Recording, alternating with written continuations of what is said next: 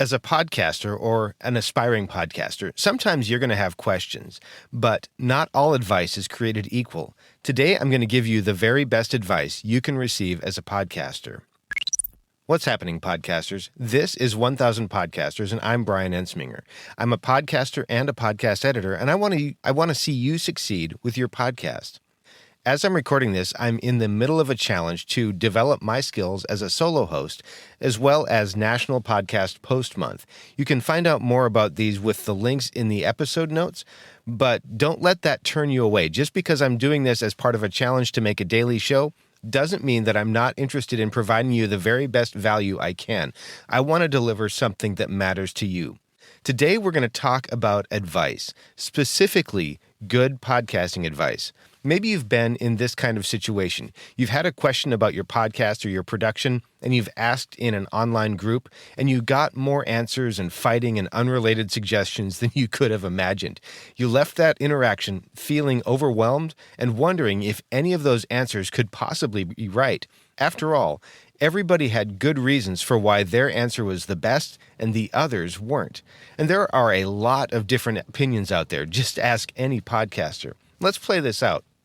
Let's say that you asked, what's the best podcast mic? A question I see all the time. And you might have received answers like, just get the ATR 2100, or the Shure SMB is the best mic ever, or I love my lav mics, or just record with your phone and go, or your computer's good enough, or you should get a mixer, or mixers are garbage, get an interface and a great preamp, or just buy a Blue Yeti, or I can't imagine anything better than my TLM 103, or you should get a shotgun mic, or shotgun mics are garbage. Now, if your head's spinning right now, imagine how much it would be spinning if you were really looking for advice, and this is the kind of advice or answers that you got. You wanted people to share their opinions. They very much did that. And not every answer here is wrong. In fact, most of these answers in the right situation could be right. I question maybe the one about using your computer microphone, but most every answer there could be right in the right situation. Even the conflicting answers are not necessarily wrong, but there's something missing that's incredibly important that wasn't in the original question. And every one of these answers is potentially missing the context. I call this the one-size-fits-all advice. The problem is, one size doesn't fit all, not even in podcasting. The people that answered, they're giving their opinions. Hey, I've done that too. I've hopped onto that question about what's the best microphone, and I've said, well, there's a great Samsung Q2U package on Amazon. It's about $105, has everything that you need to get up and running for a simple solo show. It's a great thing, but if you want a really good answer, there's more that is needed. See, when we think about these answers that people gave in this hypothetical situation that I see happen all the time, nobody addressed the room.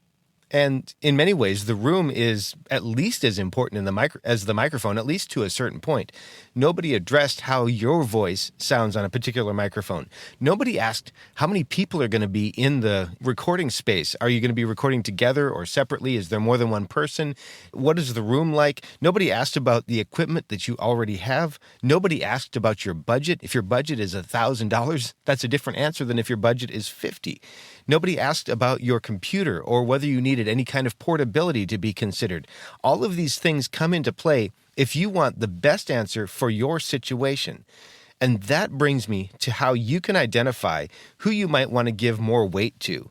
You might want to give more weight to the person who asks clarifying questions about budgets and goals and participants and constraints and more.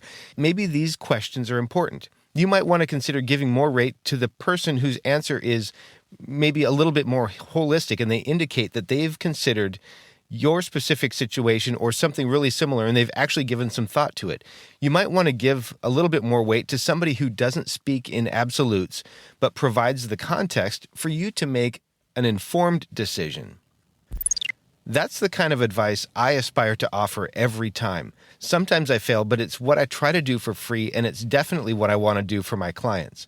When I'm listening to something and I can identify something that could be better in the production, I'll do my best to understand the context of that recording before I make a suggestion to the host. And this is specifically for people that I edit for. I don't necessarily listen to podcasts and make a recommendation for everybody. That'd be too much. But I do try to do that for my clients because I want them to have a great recording and a great final result. And so I'll take that time to consider that. And that's the kind of advice I'd like to see you take for your show. It's the advice that's right for you. And that brings us to my promise at the very beginning, the very best advice. Don't take advice from just anybody. Don't just pull the, in quotes, hive mind. Consider the source of the recommendations and make the best, most informed decisions you can by first considering whether the advice that's being offered seems to be tailored specifically to you and your situation.